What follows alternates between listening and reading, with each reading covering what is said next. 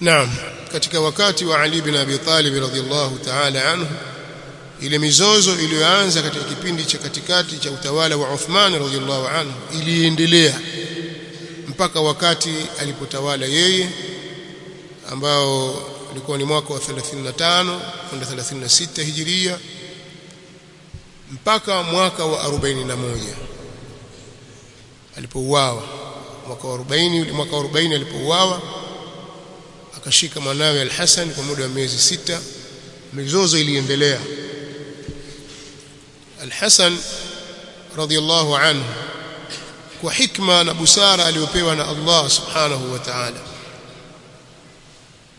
na bishara njema ya Mtume sallallahu alaihi wasallam kwake, aliona ni maslahi kurudisha umma pamoja na kuiacha mizozo, na akajiona kwamba yeye ndio hamzatul wasl katika hili, ndio kiunganishi muhimu kabisa kwa upande huu na upande huu, katika pande mbili za Waislamu zinazozozana.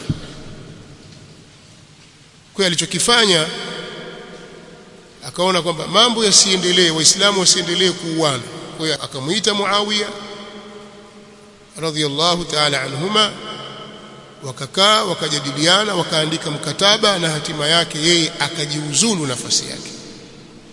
Akampa Muawiya nafasi awahutubie Waislamu, azungumze na Waislamu. Jambo hili lilileta faraja kubwa sana kwa Waislamu, na watu wote wakarudi pamoja. Na ukisoma katika sira ya Kiislamu, mwaka wa 41 Hijiria uliitwa Aamul Jamaa, fasumia dhalika al-aam aam al-jamaa. Mwaka huo ukaitwa mwaka wa umoja, watu wote wakarudi katika safu moja. Kwa hiyo kuanzia mwaka wa 41 mpaka mwaka wa 60, mwaka wa 41 ndipo alipoanza kutawala Muawiya bin Abi Sufyan, na hapa ndipo ilipoanza nidhamu ya ufalme, na yeye akayahamisha makao makuu kutoka Kufa Iraq huko akayapeleka Damascus Syria. Maana makao makuu ya nchi ya Kiislamu yalikuwa Madina kwa wakati wa Mtume sallallahu alaihi wasallam, wakati wa Abu Bakar, wakati wa Umar na wakati wa Uthman radhiyallahu anhu. Wakati wa Ali yeye akayahamisha makao makuu kutoka Madina akayapeleka Kufa radhiyallahu anhu ardha, kwa rai mwenyewe aliyoiona na maslaha aliyoyaona. Muawiya yeye akayahamisha makazi yake mahali alipokuwa akiishi muda mrefu kama governor. Kwa alipokuwa yeye ndiye khalifa, sasa ndiye kiongozi wa Waislamu, makazi akayahamishia Damascus Syria. Kuanzia mwaka wa 41 mpaka 60 yeye ametawala kipindi hicho, takriban miaka 19. Muawiya amefanya kazi kubwa sana katika huu Uislamu. Kwanza yale yote yaliyosimamiwa na waliotangulia yeye aliyesimamia kama kiongozi wa hivyo, lakini hawezi kufikia kwenye ubora kwa wale waliomtangulia, lakini alijitahidi akayafanya hayo waliokuwa wakiyafanya, na harakati za kuutanua Uislamu zikaendelea tena baada ya kuwa zimesimama kwa takriban miaka 10 na haziendelee, ni mizozo tu, hayaishi mambo. Yeye katika wakati wake, baada ya maafikiano yale na mapatano, akaziendeleza zile harakati. Kwa hiyo akaimarisha utawala wa Kiislamu kwanza, akaweka magavana vizuri, makadhi na kila kitu, akaimarisha, ikawa serikali ya Kiislamu iko makini na yenye nguvu kabisa ndani. Lakini pia alifanikiwa kuichukua Anatolia, wenyewe ita Asia Sughra. Anatolia akaichukua, pia akapeleka mashambulizi katika miji ya Constantinople, akaichukua miji hiyo, ikaingia katika himaya ya dola ya Kiislamu na watu wake wakawa Waislamu. Uislamu ukazidi kuimarika, ukatanuka katika pande za dunia katika utawala wake. Ikatokea fitna wakati wa Yazid baada ya kuondoka yeye, ambayo tutarudi kuzielezea hapa.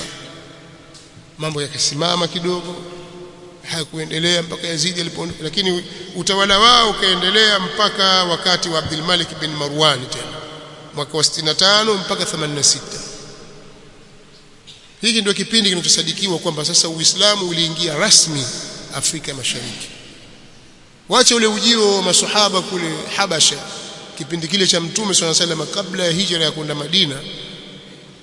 Sasa kuingia rasmi Afrika Mashariki ilikuwa ni kipindi cha Abdul Malik bin Marwan, mtawala wa Kibani Umayya, ambaye alitawala mwaka wa 65 mpaka 86 Hijiria, ambao ulikuwa ni mwaka 685 miladia mpaka mwaka 705 miladia.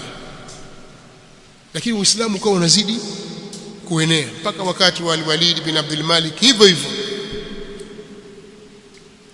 Lakini pia Uislamu haukuishia ndani ya katika nchi hizi tu za jirani. Uislamu ulienea ukafika Hindi na Sindi mpaka katika mikuta za China huko, na huku ukafika mpaka Ureno, Lisbon, ukafika mpaka Hispania, Madrid, Barcelona, wapi kote Uislamu ulifika huko katika wakati wa Daula Abbasia kupitia Bani Umayya. Uislamu ukatawala dunia. Nazungumza hivi mnielewe, lakini nataka kusema katika kipindi chote hiki hao wanaoitwa maimamu wa Ahlul Bait, asilimia kubwa katika wao, hasa wazee wao, walitoa ushirikiano kamili na viongozi walioko madarakani kwa wakati ule. Walikuwa wakiswali nyuma yao, wakigaiwa ngawira, mpaka katika vita vya Shia baada ya Hassan kujiuzulu na ikawa Muawiya anampelekea mali. Wanasema kuna silat baina ya Muawiya na Al-Hasan ibn Ali bin Abi Talib radhiyallahu anhu, na Hassan zaidi ya mara moja alikuwa akimtembelea Muawiya Sham kwenye kasri yake, na Muawiya akimkirimu, na akirudi Madina anamletea, na matumizi yote ya Ahlul Bait akipewa yule. Watu mlaumu kwa nini anapokea kutoka kwa dhalim maghulat, na yeye akiwajibu alikuwa hakai kimya.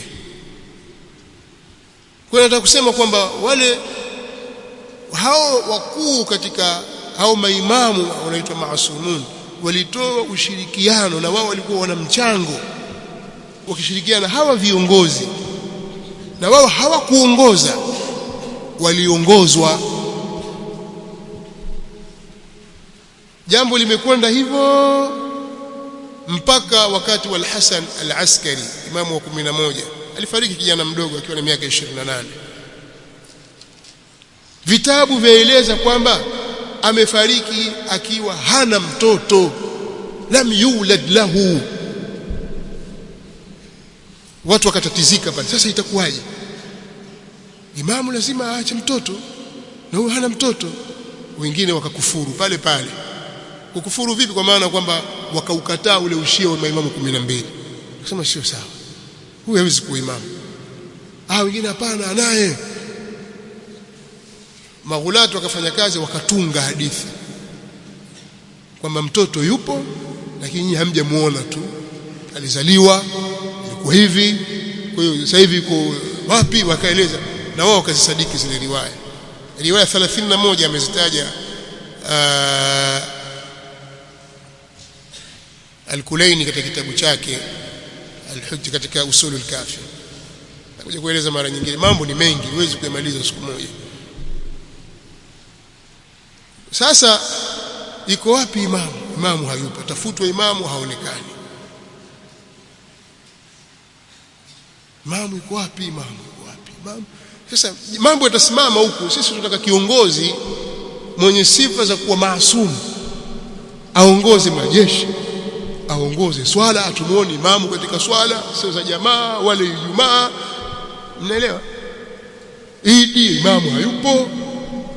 Sasa itakuwaje hivi?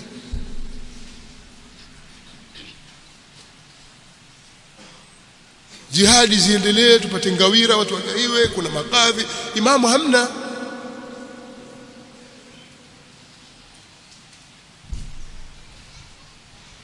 Mwaka wa 260 akatokea mbabe mmoja akiitwa Uthman ibn Said al-Umari, akajidai kwamba yeye ni wakala wa imamu.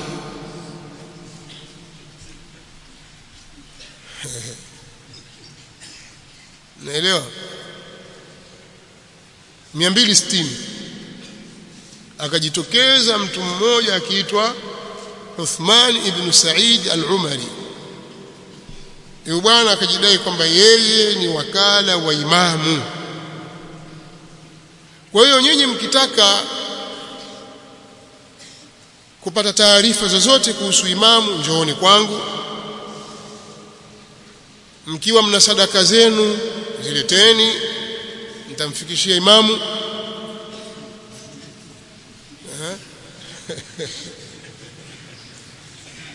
Ukikataa kafiri, basi alitoa sadaka tu. Maswali, lete maswali tumpelekee imamu. Tutachukua maswali, kesho kutwa waletea majibu ya ajabu kabisa. Wakaishi naye hivyo. Alipofariki akaja mtoto wake akiitwa Muhammad ibn Uthman ibn Said al-Umari. Huyu bwana aliendelea kwa muda mrefu sana kuwa balozi na wakala wa imamu, miaka 50 takriban, kutoka mwaka wa 265 baada ya kufariki baba yake mpaka mwaka 305, miaka 50 hijiria. Akasimamia swala al-babiyya, kwamba yeye ndiye mlinzi na ndiye msimamizi wakala wa imamu, miaka 50. Kuna maswali yako lete hapa, sadaka zote zileteni hapa, khumsi kusanyeni mlete hapa tumpelekee imamu. Kwa hiyo dini ikawa inaendeshwa kwa wakala. Dini ikawa inaendeshwa kwa uwakala.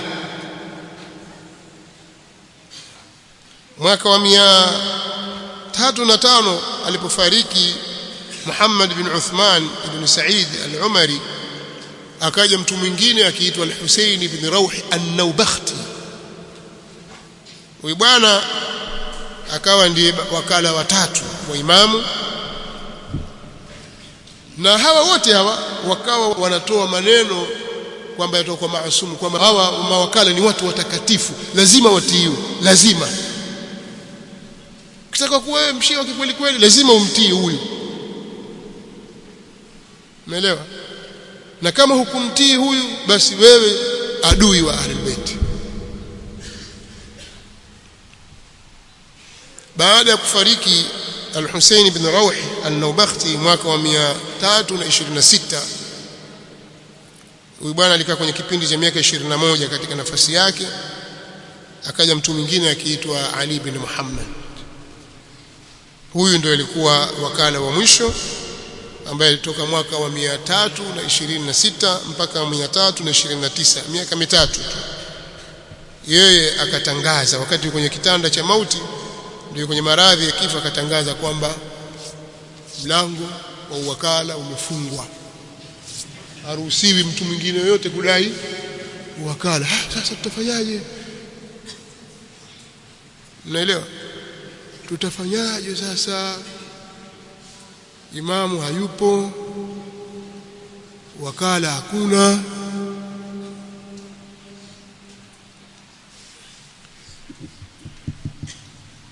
Kipindi hiki cha mawakala hao wanne kilikuwa kinaitwa al-ghaibatu sughra, kughibu kwa imamu kudogo, yani kwa kipindi kile kidogo. Zingatieni, kisikia al-ghaibatu sughra ni kipindi ambacho imamu haonekani lakini mawakala wapo, inaitwa al-ghaibatu sughra. Kipindi hiki kilianza mwaka huo 260 mpaka kusha kwake ilikuwa mwaka 329. Miaka mingapi hiyo? Fanya hesabu za haraka haraka. Miaka 69. Miaka 69. Jamaa wadanganywa kwa njia hii. Ni ulaghai tu unafanyika hapa, hakuna chochote. Sasa watu wanalazimika, lazima umumtii wakala. Swali, wakala maasum? Hawezi kukosea? Atasimamia vipi kazi za imam na yeye si maasum? Jambo likenda namna hiyo. Sasa watu wakatatizika sana kwamba mambo yatakwendaje, dini itapelekwa vipi. Sasa imamu hakuna, imepatikana kwa kifo cha safiri wa mwisho au wakala wa mwisho, ikawa imepatikana al-ghaibatul kubra. Wakawa danganyana tu kwamba nimekwenda msikiti fulani, nimemwona imamu kapita pale, kwamba imamu aweza kumuona kapita huku, mara kaswali huku, mara kapita kule, wadanganyana tu, nimemwota imamu kasema hivi. Basi ikawa mambo ya ndoto na nini. Dini yajengwa katika misingi hiyo, na hairuhusiwi mtu yoyote kulisimamia jambo la dini katika haya tuliyoeleza bila ya kuwepo imamu. Sasa tuhesabu ni miaka mingapi leo? Tangu mwaka 329 mpaka hii leo mwaka wa 1448. Tangu mwaka 329 mpaka leo mwaka 1448, miaka 1119. Hakuna imamu, hakuna wakala. Tutafanyaje? Na lazima dini ipelekwe na maasum.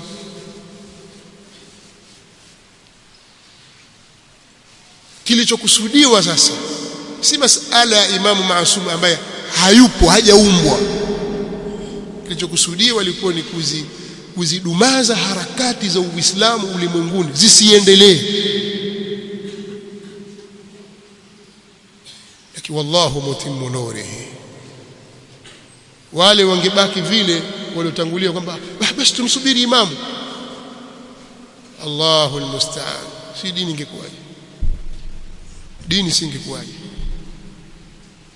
Imamu hayupo, hakuna wakala, mambo yote yamesimama. Tukaa tutazamana sasa. Hili lilikuwa ndio lengo lao la kusitisha harakati za Uislamu na kuzidumaza zisiendelee. Sasa mambo yamekwenda hivyo, wakatahayari. Watu wanahitaji fatwa, masaili mapya yanakuja. Leo kuna hili, kesho kuna lile. Kikaanzishwa kitu kinachoitwa wilayatul faqih. Sasa hapa ndio mwanzo wake tena. Sasa hapa ni baada ya kutahayari, mambo yatapelekwaje na hakuna imamu, na imamu atakiwa maasum. Maasum tayari kishatukimbia, ajulikana atakuja lini. Sasa tufanye nini? Basi hapatikani mwanachuoni mmoja atakaye control watu wote, viongozi wote na nini. Jambo hili la wilayatul faqih alilianzisha ni Khomeini. Kina Asistani wakampinga, Ashirazi wakampinga. Haiwezekani kuwa wilayatul faqih, lazima wilayatul fuqaha. Fahamu, wilayatul fuqaha haiwezekani kiongozi mmoja atawale watu wote peke yake. Ikawa kuna mvutano baina wanaozuoni wa Lebanoni na wengine wa Iraki na yeye Khomeini na mwenzake Khamenei na wengine wa Kiirani pia vile vile. Haiwezekani bwana, jambo hili lazima mkubali wilayatul faqih. Mzozo huu umeingia mpaka Tanzania hapa, na makala mimi nyingi ninazo pale, na mdahalo ulifanyika hapa Tanzania baina ya wanaotetea wilayatul faqih na wale wanaotetea wilayatul fuqaha. Kwa wajua kwa majina yao kwamba mashia hawa wasema wilayatul faqih na hawa wilayatul fuqaha. Sasa tuje kuangalia hizo kazi za hao fuqaha ni nini, utaona ajabu kabisa. Alafu hao fuqaha au huyo faqih kapewa nafasi kubwa kuliko hata Abu Bakar na Umar. Sasa nyinyi wakataa wale kwamba wafai kuwa maimamu. Leo mwanzisha bidhaa hii, alafu mwapa watu wenu nafasi ambao sio maasumun, alafu mwataka sisi tuamini hivyo hivyo. Haiwezekani bwana. Kwa hiyo sisi tutakuwa tumeishia katika kipindi cha al-ghaibatu as-sughra baada ya kufariki wakala wa mwisho wa imamu. bwana Ali bin Muhammad ndio wakala wa mwisho wa imamu wa mwaka 329 Hijiria. Kwa ina maana kwamba wakati ule wakina Abu Bakar, kina Umar, au tujalie baada ya kufariki Ali bin Abi Talib pale, basi jambo lilikuwa limesimama. Lakini wasema lakini wale hawakupewa nafasi, ilikuwa wapewe nafasi. Al-Hasan alijiuzulu kwa hiari yake mwenyewe. Jeshi analo, nguvu anazo, sasa hakuwa mnyonge. Akajiuzulu, akamkabidhi Muawiya na mambo yakaenda. Na watu wanakosoana, hapa sio, hapa sawa, hapa hivi, dini inakwenda. Kwa sababu yule khalifa akikaa ana jopo la watu linalomsaidia, wataalamu katika fani mbalimbali za sheria ya dini ya Allah na katika mambo ya kilimwengu. Dini ikaimarika bwana. Walillahi alhamdu wal minna. Tungewasikiliza ama wakala, ingekuwa hakuna dini leo. Ingekuwa ni Ukristo mtupu, upagani mtupu. Lakini story tu ingebaki na uongo. Sasa hiki nilikuwa kinachotakiwa. Wakarudi kule kule kwa ahli sunna kwamba basi tuchague viongozi kwa niaba ya imamu. Kiongozi apatikana vipi? Bungeni, shura. Sijaifai. Wana njia zao za kumpata huyo waliul faqih pia. Sio kuona kama kuna nasi, wana njia. Tosha bwana. Tusimalize maneno. Inshallah kesho tutakuja kuendelea na jambo hili. Vizuri tuje kuanza hapa kwenye wilayatul faqih hapa. Sio? Hapo ndo mahali pa sawa sawa. Subhanakallah.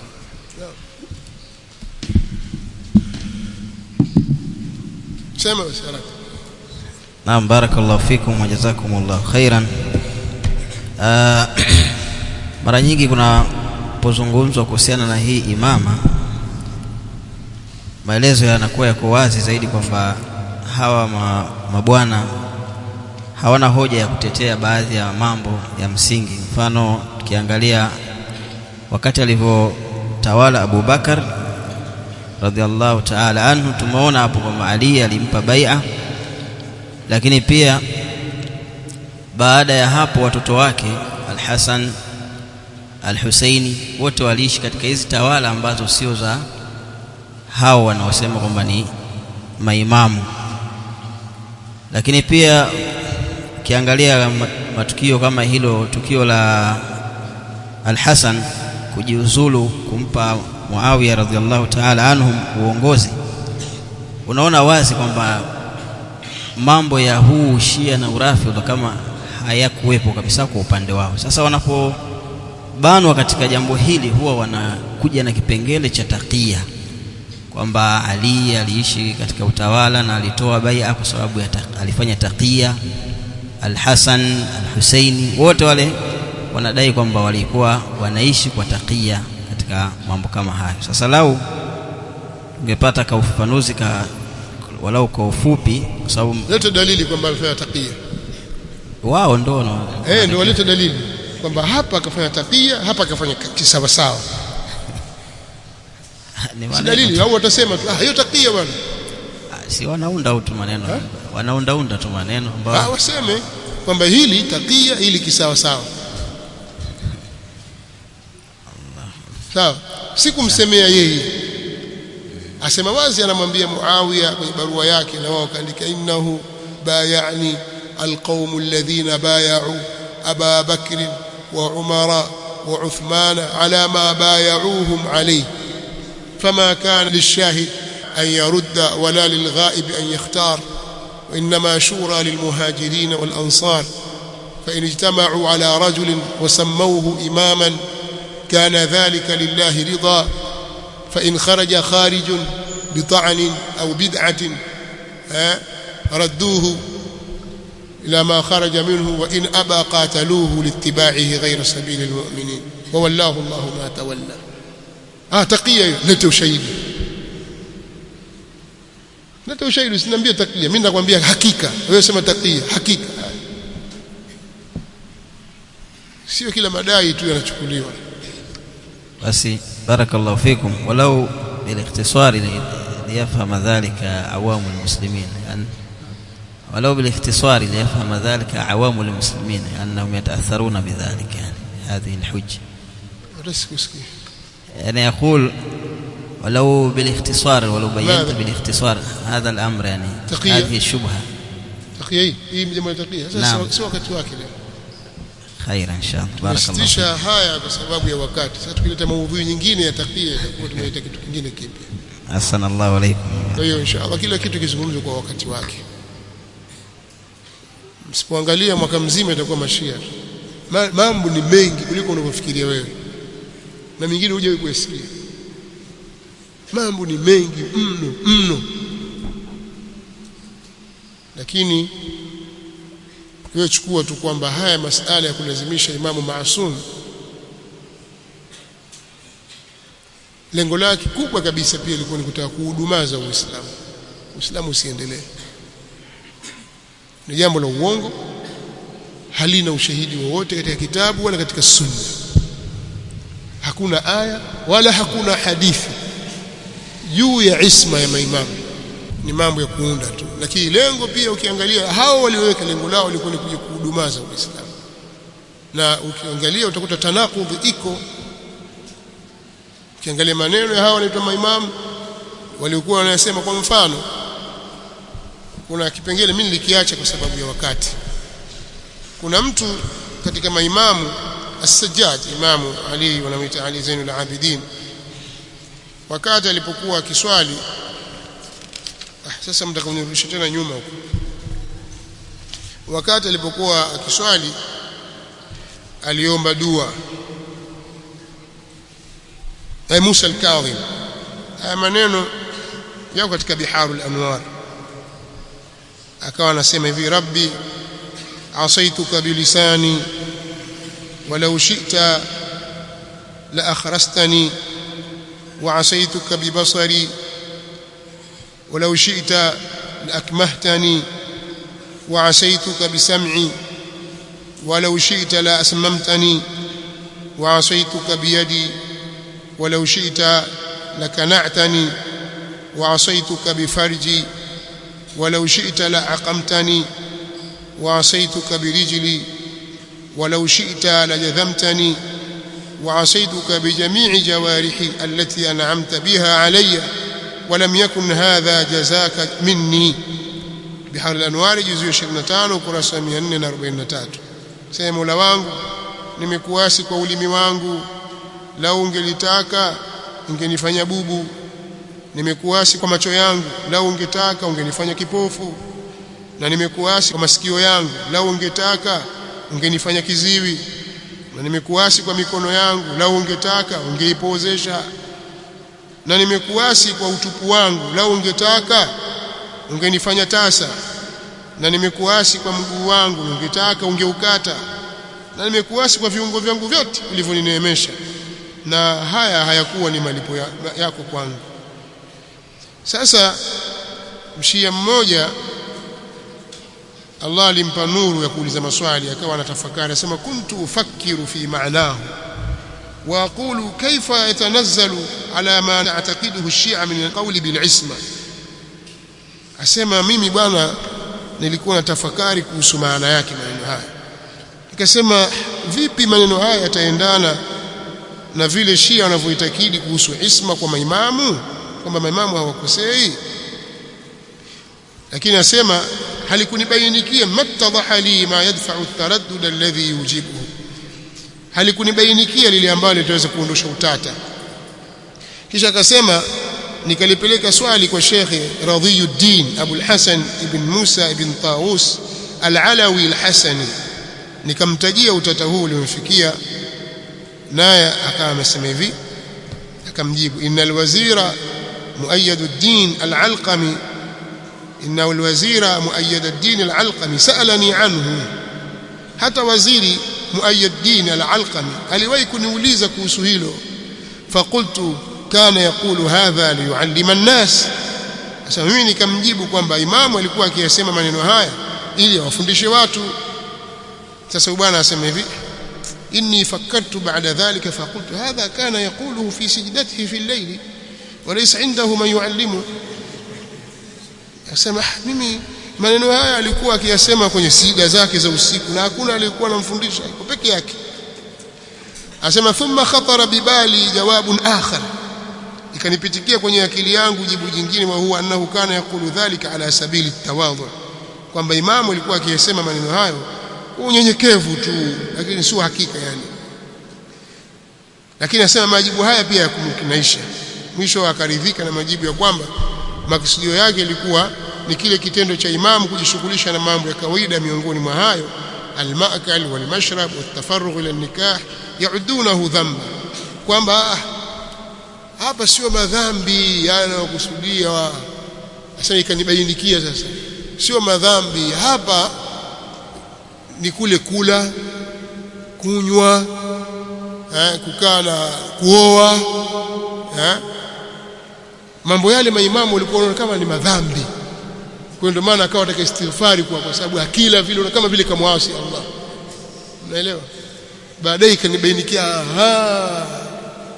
hapa hakuna makosa, hapa ni kule kula kwa imamu, kunywa. Unaelewa? Sasa mtu mwenye akili si himar.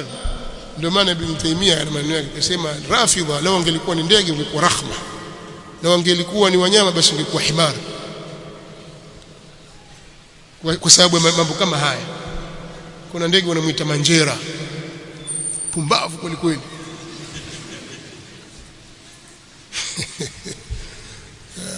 Ando majibu sawa. Hapa sio kwamba imamu alikuwa anakosea afanya madhambi. Hapa pale imamu anapokuwa anakula, anakunywa, anapokaa na wake zake, yale ilikuwa ndio makosa yale. Basi tutosheke na muda unakwenda sana. Sisi tuna darasa zinazoendelea baada ya hapo. Subhanakallahumma